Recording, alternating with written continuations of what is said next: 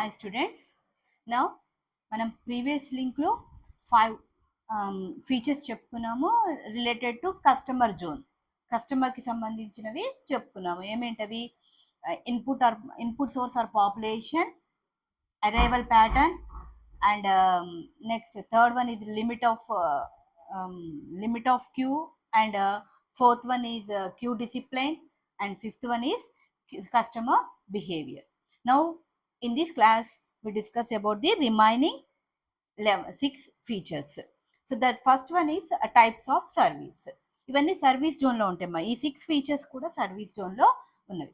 Okay, so ఈ మొత్తం కలిపితే ఫస్ట్ నుంచి 11 వరకు కలిపితేనే 10 marks question along with that. అలానే ఇందులో క్యూ డిసిప్లిన్ ఒకటి 10 marks question, and customer behaviour ఒకటి 2 మార్క్స్ క్వశ్చన్. అండ్ ఇక్కడ టైప్స్ ఆఫ్ సర్వీస్ ఎలా ఉండే అవకాశం ఉంది. Here it is of 2 types. Customer 2 ways లో ఉండొచ్చు. One is customer stationary and server moving.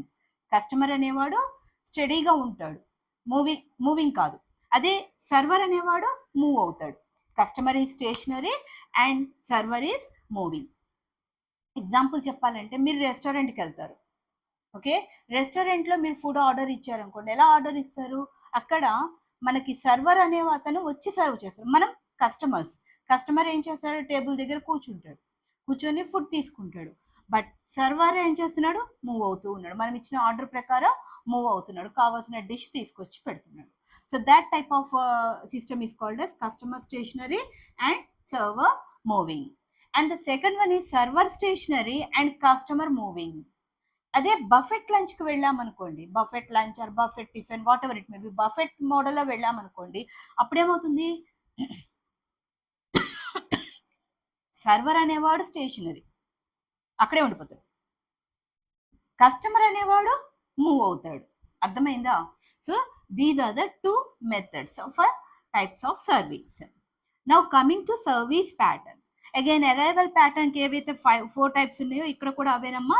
Same అదే విధంగా దీన్ని ఎంతో ఇండికేట్ చేస్తాము. Poisson distribution and exponential distribution are indicated with M, and Erlang is E R, and here జీతో indicate చేస్తాము. జనరల్గా మనకి ఈ రెండింటితోనే సరిపోతుంది. పాయిజన్ డిస్ట్రిబ్యూషన్ అండ్ ఎక్స్పోనెన్షియల్ డిస్ట్రిబ్యూషన్తో మన డేటా కంప్లీట్ అవుతుంది. And eighth one is number of servers. Here servers అనేవాడు మనకి 2 వేలో ఉండొచ్చు.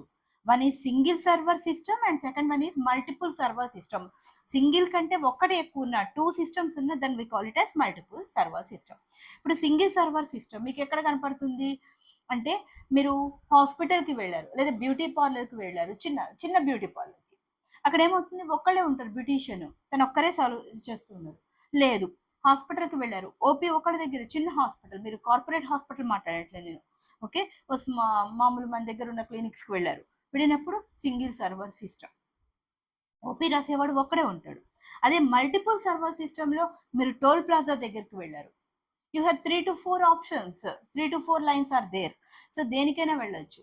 That is multiple server system. ఇక్కడ బ్యూటీషియన్ ఆర్ హాస్పిటల్ ఏవైనా తీసుకోండి, లేదా మల్టిపుల్ దానికి వచ్చేసరికి number of servers are there.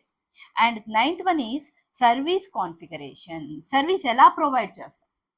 ఇది మనకి 3 టైప్స్లో ప్రొవైడ్ చేస్తాం. One is series, parallel and combined. What is series combination అంటే? సిరీస్ కాన్ఫిగరేషన్ అంటే ఏంటి అంటే, మీకు ఫర్ ఎగ్జాంపుల్ పెట్రోల్ బంక్కి వెళ్ళారు. ఓకే, పెట్రోల్ బంక్లో ఒక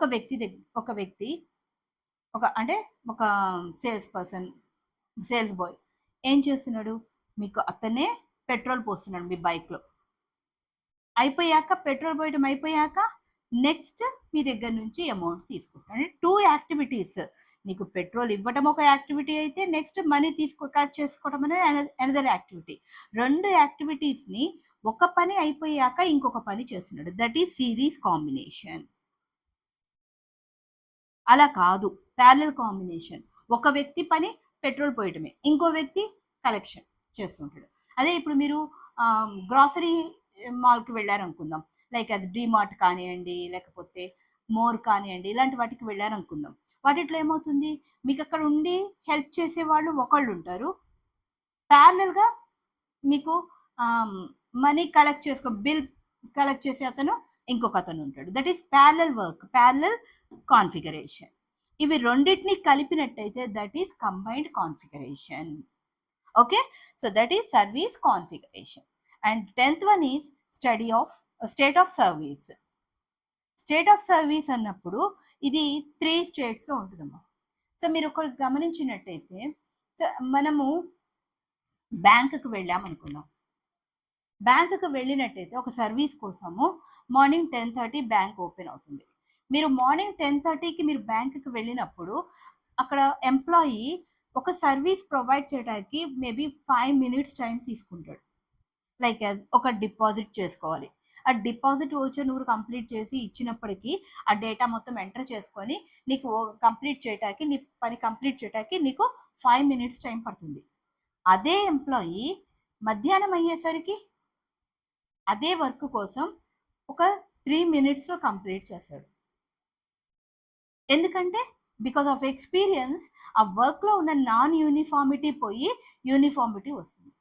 అదే ఈవినింగ్ 3కి వచ్చేసరికి 2 minutesలో ఆ వర్క్ని కంప్లీట్ చేస్తాడు. ఈవినింగ్ 3 నుంచి 5 వరకు కూడా అదే వర్క్ని అదే 2 minutesలో కస్టమర్ కోసం, ఒక్కొక్క కస్టమర్ కోసం 2 minutes మాత్రమే కేటాయిస్తాడు.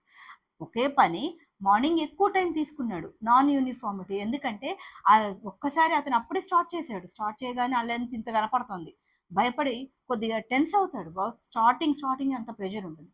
సో నిదానంగా వెళ్ళేసరికి డే ఎండింగ్కి వచ్చేసరికి అతను యూనిఫార్మిటీలోకి, నాన్ యూనిఫార్మిటీ నుంచి యూనిఫార్మిటీలోకి మూవ్ అవుతాడు. So that is unsteady state నుంచి ట్రాన్సియంట్ చేంజ్ అయ్యి స్టడీ స్టేట్కి వెళ్ళిపోతాడు. That is called as service configuration, state of service. And last one is departure and output. ఎవరైతే ఈ సర్వీస్ తీసుకున్నాడో ఆ పర్సన్ ఏమవుతాడు, కస్టమర్ ఏమవుతాడు, whether it may B person are object, ఏమవుతాడు, డిపార్చర్.